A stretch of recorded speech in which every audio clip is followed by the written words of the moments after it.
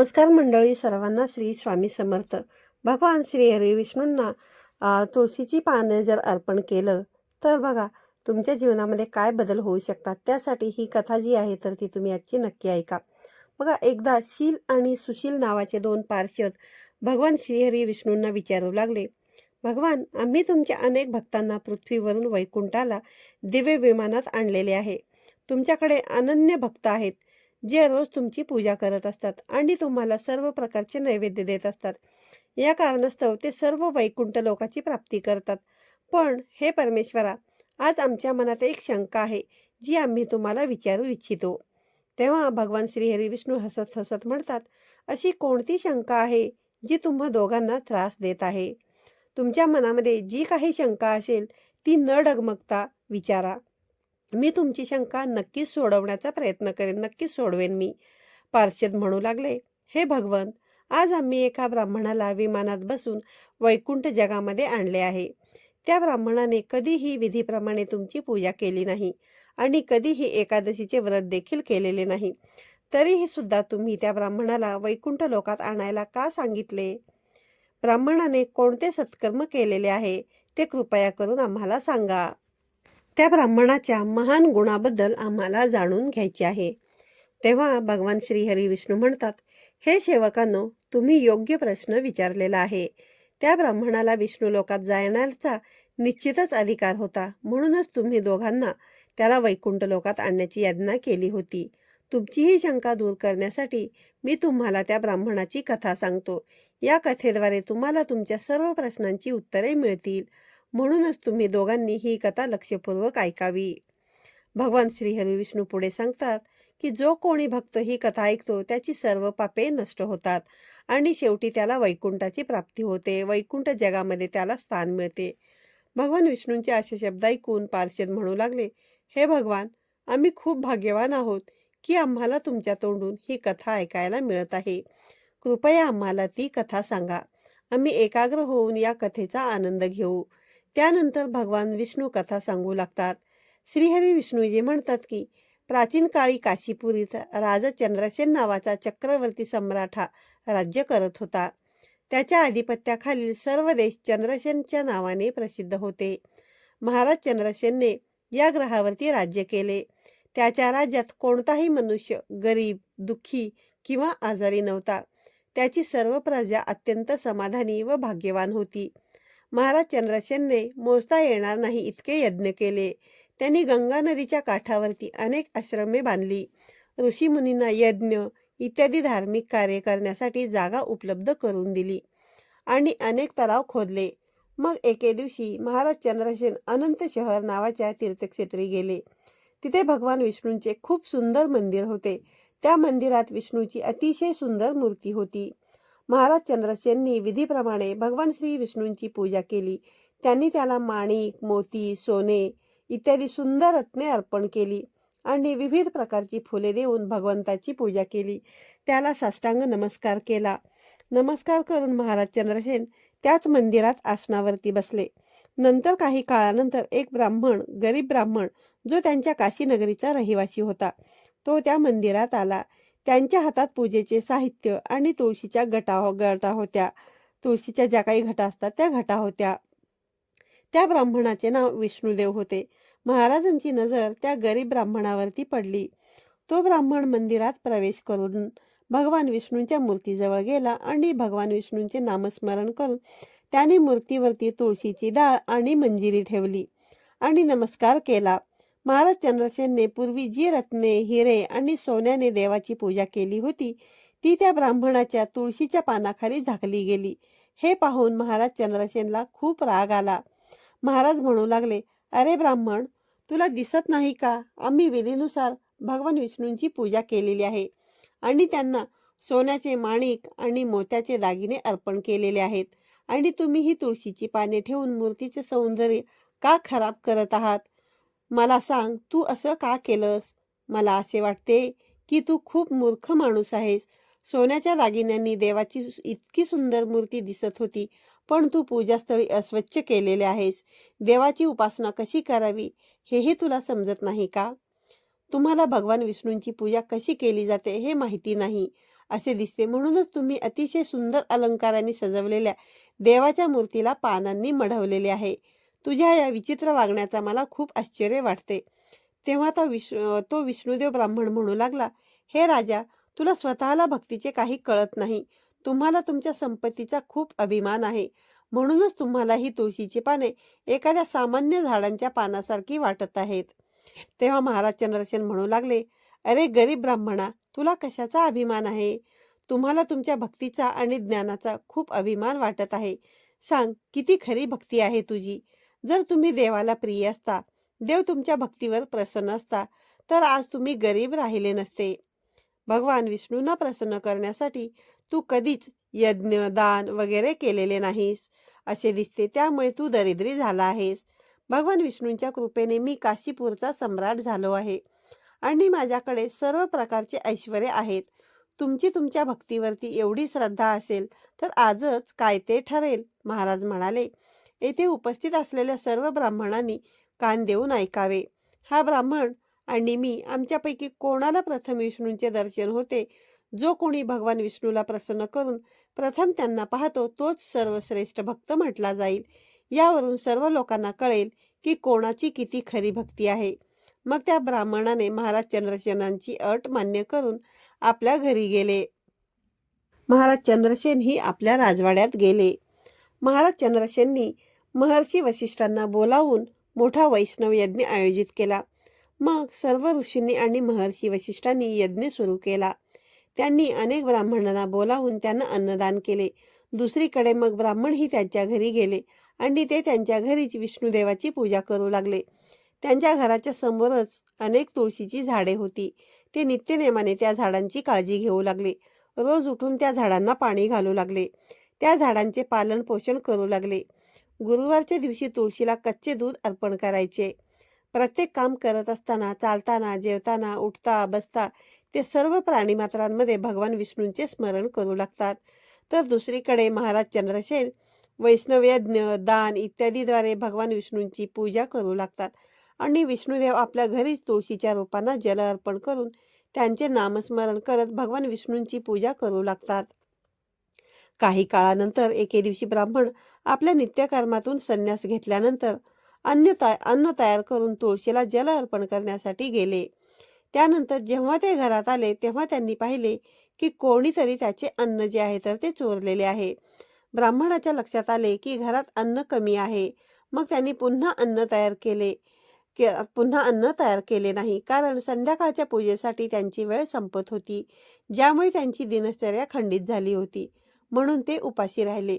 त्यानंतर दुसऱ्या दिवशी त्याने अन्न तयार केले, तुळशीची पाने घरात ठेवली आणि तुळशीला पाणी द्यायला गेले आणि पुन्हा कोणीतरी त्यांचे अन्न चोरले.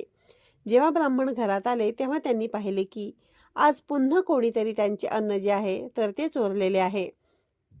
तर अशा प्रकारे 7 दिवस कोणीतरी येऊन त्यांचे अन्न जे होते तर ते चोरत होते. हे पाहून ब्राह्मण अचंबित झाले. ते विचार करू लागले, अरे हा कोण आहे जो रोज येऊन माझे जेवण चोरतो? मी माझे सर्व काही सोडून संन्यास घेतला आहे आणि या जंगलात राहत आहे. आता मी ही जागा सोडू शकत नाही. असेच जर चालू राहिले तर मला मृत्यू येईल. आता मी रोज उपाशी राहून कसे जगणार? आज मी स्वतः तयार केलेल्या अन्नाचं रक्षण मी स्वतः करेन. बघू कोण येतंय आणि कोण अन्न चोरतंय. असा विचार करून ब्राह्मण अन्न तयार करून घरामध्ये ठेवतो आणि जवळच्याच ठिकाणी तो लपून बसतो. त्या दरम्यान एक पातळ चांडाळ त्या ठिकाणी येतो आणि ब्राह्मणाने तयार केलेले अन्न चोरण्यास सुरुवात करतो. त्याला पाहून ब्राह्मणाला त्याची फार दया आली. त्या चांडाळाचे शरीर अतिशय अशक्त होते. त्याच्या चेहऱ्यावर नम्रता दिसत होती. शरीरात हाडे आणि कातडीशिवाय दुसरे काहीच उरलेले नव्हते. अन्न चोरून चांडाळ निघू लागतात. ब्राह्मण चांडाळाला म्हणाला, अरे भाऊ थांब, कोरडे अन्न का खातोस? हे तुपासोबत खा. ब्राह्मणाचा आवाज ऐकताच चांडाळ प्रचंड वेगाने पळू लागला आणि बेशुद्ध पडला. चांडाळ बेशुद्ध पडलेला पाहून ब्राह्मण पटकन त्याच्याकडे निघाले आणि त्याच्या तोंडात पाणी देऊ लागले. मग तो चांडाळ उभा राहिल्यावर ब्राह्मणाने त्याला विचारले, भाऊ तू कोण आहेस? तुला खूप भूक लागली आहे. तुला अन्न हवे होते तर तू मला सांगायचे, मी तुला सर्व अन्न दिले असते. ब्राह्मणाचे बोलणे ऐकून चांडाळ हसायला लागला आणि त्याने आपले खरे रूप धारण केले. तो चांडाळ दुसरा तिसरा कोणी नसून साक्षात भगवान श्रीहरी विष्णू होते, ज्यांच्या हातात शंख, चक्र आणि गदा होते. समोर उभा असलेला आपला भगवान पाहून भगवान विष्णूंना खूप आश्चर्य वाटले आणि ते भगवान विष्णूंना पुन्हा पुन्हा नमस्कार करू लागले. भगवान विष्णू त्या ब्राह्मणाला म्हणू लागले, हे ब्राह्मणा, तुझ्या भक्तीवरती मी अत्यंत प्रसन्न झालो आहे. तुझी रोजची तुळशीची पूजा आणि तुझ्या दारात आलेल्या पाहुण्यांना ज्या प्रकारे नमस्कार करतोस त्यामुळे मी समाधानी आहे. तुझ्या भक्तीने प्रसन्न होऊन मी फक्त तुला दर्शन देण्यासाठी आलो आहे. आता तुम्ही या दिव्य विमानात बसा आणि वैकुंठाला जा आणि तिथे माझ्याबरोबर राहा. असे बोलून भगवान विष्णू तेथून अंतर्धान पावले.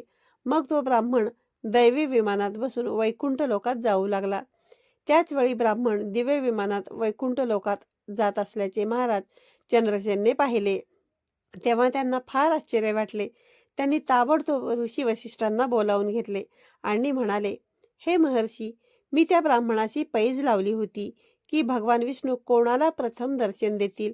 मी हा प्रचंड वैष्णव यज्ञ करून दान, धर्म आणि कर्मकांड केलेले आहेत, पण तो ब्राह्मण माझ्या आधी दैवी विमानात वैकुंठ लोकात जात आहे. मी असे कोणते काम केले नाही की ज्यामुळे भगवान श्रीहरी विष्णू माझ्यावरती प्रसन्न झाले नाहीत. मी विधीनुसार देवाची पूजा तर केलेली आहे आणि सर्व ब्राह्मणांना दान देखील दिलेले आहे, परंतु आजपर्यंत भगवान श्रीहरी विष्णू माझ्यावरती प्रसन्न झालेले नाहीत. म्हणूनच आता मला समजले की भगवान श्रीहरी विष्णू केवळ दान आणि यज्ञांनी प्रसन्न होत नाहीत. ब्राह्मणांनी माझ्यापेक्षा विशेष काहीतरी चांगले केलेले असावे, ज्यामुळे तो परमेश्वराच्या दर्शनाचा पात्र झाला आहे. असे सांगून महाराज चंद्रभान अत्यंत दुःखी झाले आणि त्यांनी प्राणत्याग करण्याचा निर्णय या ठिकाणी घेतला. त्यांनी आपले सिंहासन सोडले आणि त्याला मुले नव्हती. त्यांनी आयुष्यभर ब्रह्मचर्य व्रत पाळलेले होते. म्हणूनच त्यांनी आपल्या पुतण्याला सिंहासनावरती बसवले आणि नंतर यज्ञाच्या अग्नीजवळ जाऊन त्यामध्ये उडी मारण्याचा त्यांनी प्रयत्न केला. तेव्हा देवर्षी नारदांनी त्या ठिकाणी प्रकट होऊन महाराज चंद्रभानला थांबवले. महाराज देवर्षी नारदांना म्हणू लागले, हे मुनिवर, आज मला थांबवू नकोस. माझा जन्म अयशस्वी झाला. माझे सर्व यज्ञ आणि पूजाही अयशस्वी झाली.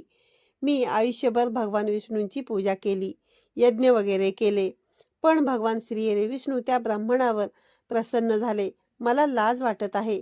देवर्षी नारद म्हणू लागले, हे राजा, तुम्ही कोणतेही अनुचित काम केलेले नाही. तुमच्या भक्तीने देव प्रसन्न झाला आहे, पण आजपर्यंत तुम्ही भगवंताच्या दर्शनास योग्य असे कोणतेही काम केलेले नाही. तेव्हा महाराज चंद्रभान म्हणतात, हे देवर्षी नारद, मला सांगा, असे कोणते काम आहे ज्याने भगवान श्रीहरी विष्णू प्रसन्न होऊन दर्शन देतात? माझ्या पूजेमध्ये काय कमी आहे? मी भगवान विष्णूंना विविध प्रकारचे माणिक आणि सोन्याचे दागिने अर्पण केले आहे. मी यज्ञ केले आहेत आणि दानही केले आहे. याशिवाय मी केले नाही असे कोणते काम आता उरलेले आहे? कृपया मला सांगा. त्यावेळेस देवर्षी नारद म्हणतात, हे राजा, तुम्ही भगवान श्रीहरी विष्णूंच्या पूजेत फक्त एकच गोष्ट वापरली नाही. याच कारणामुळे भगवान श्रीहरी विष्णू तुम्हाला दर्शन देत नाहीत. तुम्ही तुळशीची पाने वापरलेली नाहीत.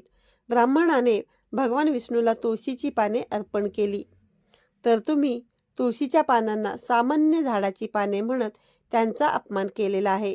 भगवान विष्णूला तुळशीची पाने ही सर्वात जास्त आवडत असतात. तुळशी पत्रासमोर तुमचे सोन्याचे दागिने, माणिक, मोती, संपत्ती, दान हे सर्व काही नगण्य आहे. आणि जर तुम्हाला भगवान श्रीहरी विष्णूंचे दर्शन घ्यायचे असेल तर त्यांना तुळशी पत्र तुम्ही नक्कीच अर्पण करा. भगवान श्रीहरी विष्णू तुळशीच्या पानांशिवाय कोणत्याही प्रकारचा नैवेद्य जे आहे तर ते स्वीकारत नाहीत. त्या ब्राह्मणाने दररोज तुळशीच्या रोपांची सेवा केली आणि भगवान श्रीहरी विष्णूला दररोज तुळशीची पाने अर्पण केली. म्हणूनच त्यांनी भगवान विष्णूंचे प्रत्यक्ष दर्शन घेतले आहे. म्हणूनच हे राजा, तूही तुळशीची रोपे लाव, तुळशीची काळजी घे आणि भगवान विष्णूला तुळशीची पाने अर्पण कर. देवर्षी नारदांचे हे सर्व म्हणणे ऐकून महाराज चंद्रभानला पश्चाताप होऊ लागला. त्यांना आपली चूक समजली आणि मग त्यांनी आपल्या राजवाड्याजवळ सुंदर अशी तुळशीची रोपे आणून लावली आणि दररोज तुळशीला पाणी जे आहे तर ते घालू लागले आणि तुळशीची पाने भगवान श्रीहरी विष्णूंना अर्पण करू लागले, ज्यामुळे त्याचे सर्व दोष दूर झाले. मग एके दिवशी भगवान श्री हरी विष्णूंनी स्वतः महाराज चंद्रभानला दर्शन दिले आणि म्हणाले, हे पुत्रा, तुझ्या भक्तीने मी अत्यंत आनंदी आहे. तू दिलेल्या भोजनाने मी तृप्त झालो आहे. म्हणूनच तू आता या दिव्य विमानात बसून वैकुंठ लोकात जाऊन माझ्याबरोबर निवास कर. तेव्हा महाराज चंद्रसेनही दिव्य विमानात बसून विष्णू लोकात गेले. तर बघा, भगवान श्रीहरी विष्णू पुढे म्हणतात, हे सभासद हो, मला तुळशीची पत्रे ही सर्वात जास्त प्रिय आहेत. सर्वात जास्त मला तुळशी पत्र आवडतात.